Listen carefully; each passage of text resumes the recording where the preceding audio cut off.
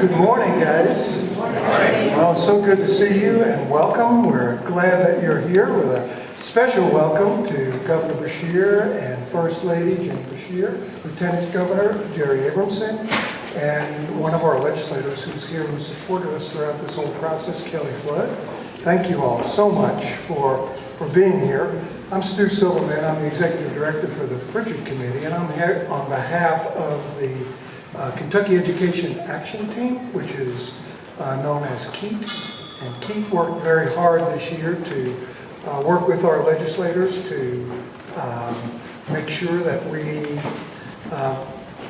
worked on getting our funding restored, and you'll hear a lot more about that in a minute.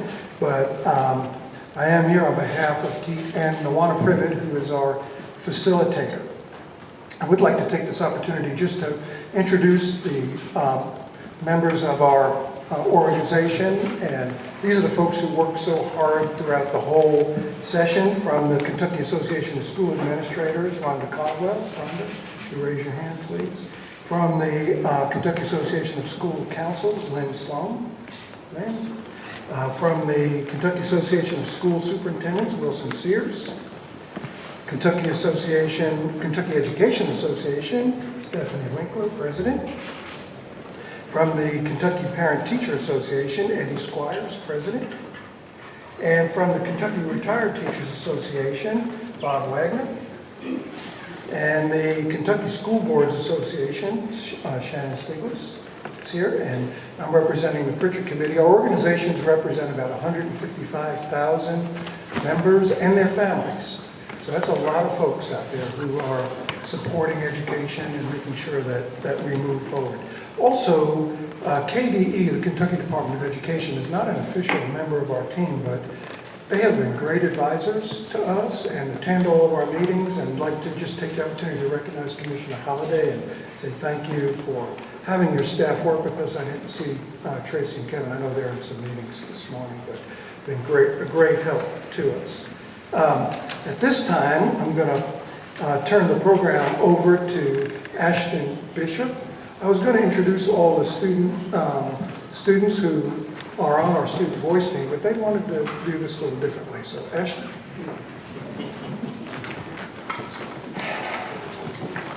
Governor Beshear, members of the Legislative Assembly, and other friends. My name is Ashton Bishop, and I just finished 7th grade last week at Greene County Middle School in Greensboro, Kentucky. Like many other districts in this state, Greene County struggles with making sure students have what they need to learn at high levels, and it's not because students or teachers don't care.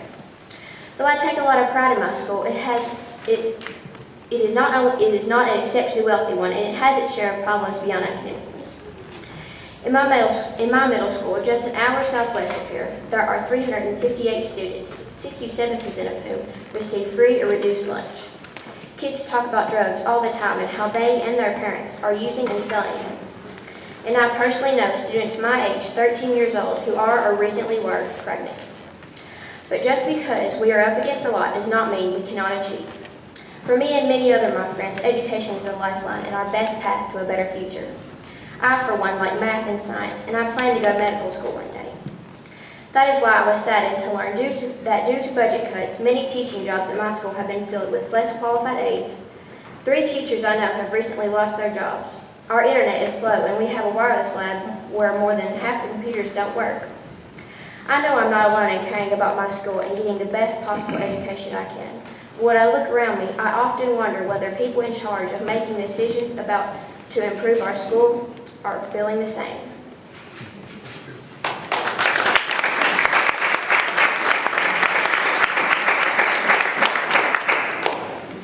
For those in the know, Ashton's wonder should and did translate into outrage. And here, a little historical context is in order. When the Pritchard Committee last updated its Top 20 by 2020 report, Kentucky ranked 41st in the nation in per pupil K-12 funding.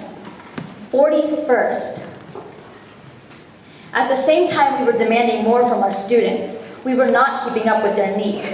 The General Assembly took a critical step in 2009 by mandating higher standards. But ever since, state funding for specific programs has been drastically cut. It reduced or even eliminated its essentials, from textbooks to other classroom materials, and even professional development for teachers. The state cuts combined with federal cuts put pressure on the local districts to increase property taxes. But what happens in a district with fewer homes and cheaper land? Poorer districts fall deep into an inescapable gap that is growing more rapidly every day. And this is a fact that is not lost on students. When a team of us traveled to Whitesburg, Kentucky in Letcher County last fall to speak with high schoolers there, we asked them bluntly, do you see any differences between the resources in your school and those in other districts? We watched as 6 teenagers nodded vigorously, and one girl, Courtney, seemed to speak for the whole group. I do have a friend that goes to a high school way far away from here. They have more programs in their school than I can count. Their academic level, where they get more funds, is so much more than what it is here. But if there is a silver lining to the growing concern of students and others about the impact of the erosion of state school funds, the evidence is right here in this room. For the first time in a long time, education advocates from 8 of Kentucky's most influential organizations came together and spoke as one. The Kentucky Education Action Team, or KEAT, representing 155,000 Kentuckians and their families, decided to focus on renewing our investment in Kentucky schools and Kentucky children. KEAT set out to activate its members and make the case that students across the Commonwealth could no longer wait for a deeper investment in our schools. That's when the Our Students Can't Wait campaign was born. What's your name? Megan.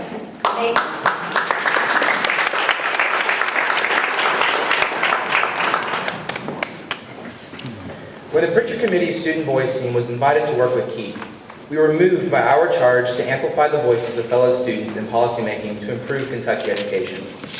We have been listening to other peers like Ashton and Courtney from across the state and wanted to share their stories about the impact school funding shortages have in the classroom. So we used every tool within our reach to get the message out. Kentucky students demanded to be heard. We conducted interviews and roundtables with other students about the impact of inadequate school funding. We spoke out at KEAT's local and statewide rallies. We collaborated with other student voice-oriented groups such as Commissioner Holliday's Next Generation Student Council, the Lexington Mayor's Youth Council, and YMCA's Kentucky Youth Assembly. We led a mass and simultaneous tweet that reached nearly 100,000 people through social media at a critical time during the General Assembly. We published multiple opinion pieces in local newspapers. We organized an Instagram campaign that asked students everywhere to post selfies with the "We Can't Wait" slogan, and we even visited the Senate floor at the height of the legislative session. The Student Voice team had the backs of adult allies all throughout the state who are pushing so hard to improve our schools. And if you are wondering how so many middle and high school students ever had the time to complete such a project, we will let you in our little secret. Snow days.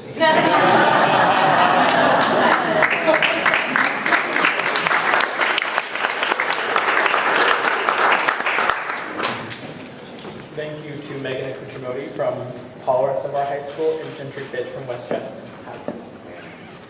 My name is Andrew Brennan. I am a graduated senior from Paul Lawrence Dunbar High School and will be going to UNC Chapel Hill next year. Though I recently celebrated my 18th birthday, the vast majority of Kentucky students are not old enough to vote. They're too young. And that's why we're so fortunate, in this case, to have so many allies who are, well, not too young. Governor Beshear and members of the General Assembly, it's my job to get to the bottom line. Everyone says that investing in education is investing in the future, but what you did this year means something real for today's students. Thanks to you, and also to First Lady Beshear, for the first time in 8 years, Kentucky has significantly increased investments in early childhood programs. An act that includes $96 million to restore child care subsidy funds to help hundreds of working families. $18 million to expand preschool for thousands of lower-income 4-year-old children, and $9 million for the HANDS program, home visiting program, to ensure that more of Kentucky's youngest learners have the smoothest possible transition from home to school. Thanks to you, the state's main school funding formula called SEEK will see a $189 million increase, resulting in raises for teachers and employees who are doing so much more with so much less. Thanks to you, Governor Beshear, members of the legislature, and your ability to restore some of our school's flexible focus funds, my fellow students will start to see improved internet access and technology and textbooks that aren't older than we are. But we still have a lot of work to do to ensure that our schools maintain adequate funding, and we are up against a lot. After all, we're still recovering from a devastating recession, and as often seems to be the case, there's another huge election year this year. There is clearly a growing consensus, though, that investing in Kentucky students pays real dividends for individuals, employers, and the broader community, and must continue to be a top priority. Kentuckians came together in 1990 with the Kentucky Education Reform Act, again in 2009 with Senate Bill 1, and this past year in 2014 to send a message that our kids can't wait for more adequate funding for public schools. Now, looking towards the future, students are ready to join forces with you again to make the next step, to increase the size of the pie for all aspects of public education, from pre-K through post-secondary. If there's one lesson from the way Kentucky's education advocates join forces with Governor Beshear and legislators to renew our investment in our youth this year, it's that we all agree that Kentucky students are well worth it. Governor Beshear and members of the General Assembly, we are so grateful for your political courage in this last legislative session around school funding. You fought for us and our schools at a time where students needed it most, where there was no new revenue. As students, we appreciate this chance to speak out on a critical issue such as funding our schools. You, Governor Beshear, and members of the legislative session are setting a strong example for Kentucky's young people and making solid decisions, however difficult, that represent long-term investments as opposed to immediate gratification. So, in the final analysis, we can't wait another moment to say thank you for sticking up for Kentucky.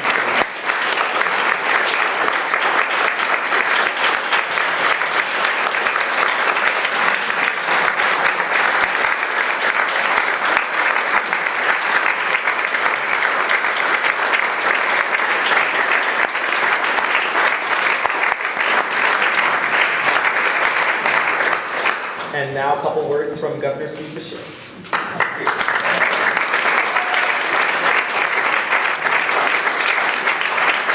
Thank you. I don't know about you, but I think we've just heard from 4 future governors. That was fantastic. You know, it's great to hear young voices who are so articulate and so passionate about their present and their future. It gives me confidence, and I know it gives you confidence, that this state is going to continue to be in the right hands in the future. It's also wonderful to see so many people here on behalf of something we all care about, and that is the education and welfare of our youngest citizens. You know, a lot of people say that they support our schools and our kids, but when it comes time to make tough decisions, the numbers sometimes get a little smaller. However, in this recent legislative session, the General Assembly, the Lieutenant Governor, Jerry Abramson, and I all came together to back up that promising talk. Like you, I'm thrilled that we were able to overcome a tough budget and make significant investments in our schools and in our children. As you've heard, among those investments were an increase in the per pupil funding for K through 12 classrooms, I believe to the highest level ever in the Commonwealth of Kentucky. Pay raises for our teachers and classified school personnel. Increases in funding for technology, textbooks, professional development, safety, and extended school programs. I'm especially excited that we expanded preschool services by some $18 million a year to reach 5,125 more 4-year-olds.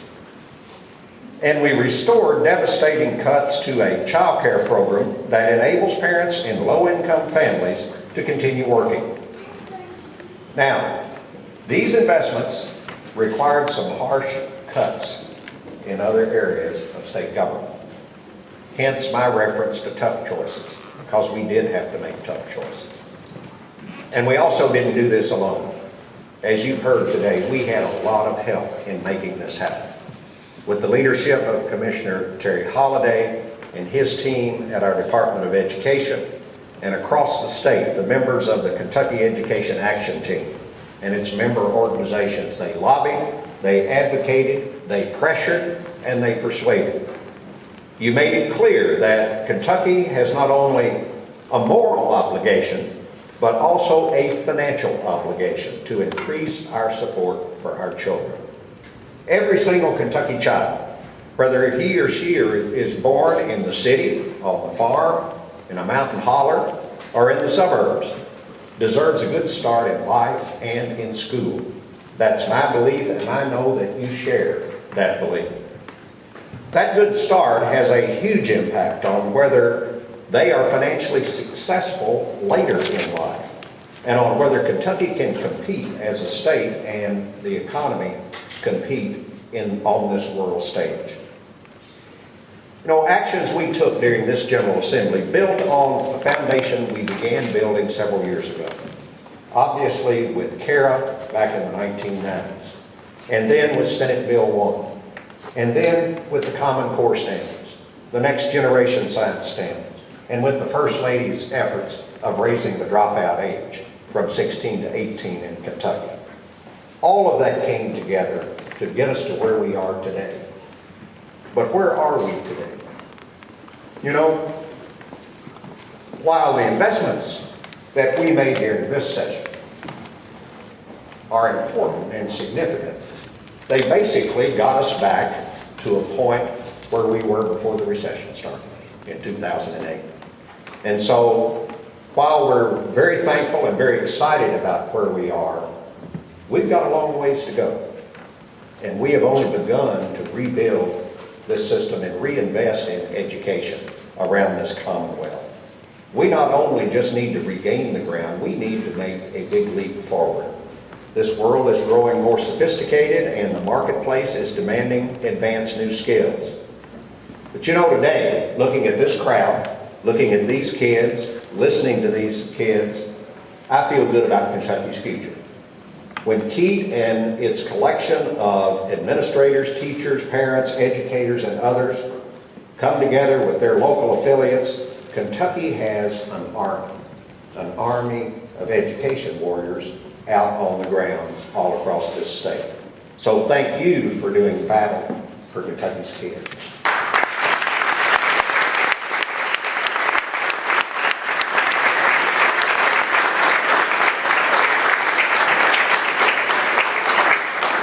Thank you, Governor, and on behalf of KEAT and all of our kids, we sure do appreciate everything that you guys did. And we still have a lot of work in front of us. Before we close out today, though, we have just two quick things. One, KEAT got started after the formation of NKEAT, which was the Northern Kentucky Education Action Team, and we started the state organization after they were in existence.